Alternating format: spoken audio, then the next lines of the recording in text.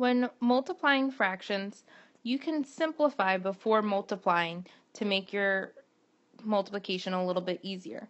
This is also called cross-canceling. So if opposite numerators and denominators have a common factor, you can divide them both by the common factor to simplify them. So in this example up here, 2/3 times 5/6, if I look across, 2 and 6 are opposite numerators and denominators, and they both have a common factor of 2, so I can divide them both by 2. 2 divided by 2 is 1, so you cross out the 2 and make it a 1. And 6 divided by 2 is 3, so you cross out the 6 and make it a 3. So now these numbers, when multiplying, are no longer 2 and 6, but they're 1 and 3. So when you multiply straight across and you have 1 times 5, you'll get 5. And then you have 3 times 3, which is 9, so your product will be 5/9. And your answer is already in simplest form. Let's look at example 2 to try this. Find 3/4 times 5/6. If you look diagonally, look at the opposite numerator and denominator and see if any of them have a common factor.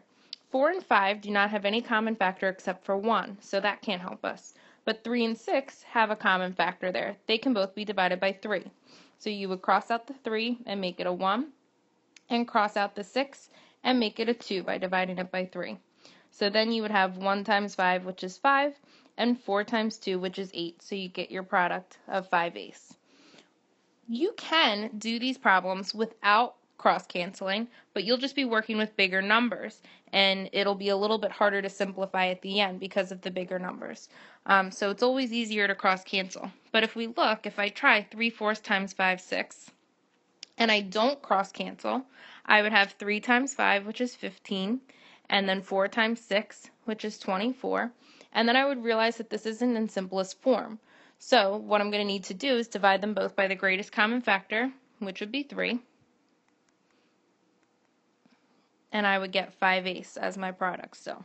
Okay, so here it doesn't seem too bad, but when my fractions have bigger numbers in them, you're going to get to something that's like 100 something in your numerator, and it's going to be really hard to simplify. So always check if you can cross cancel before multiplying straight across.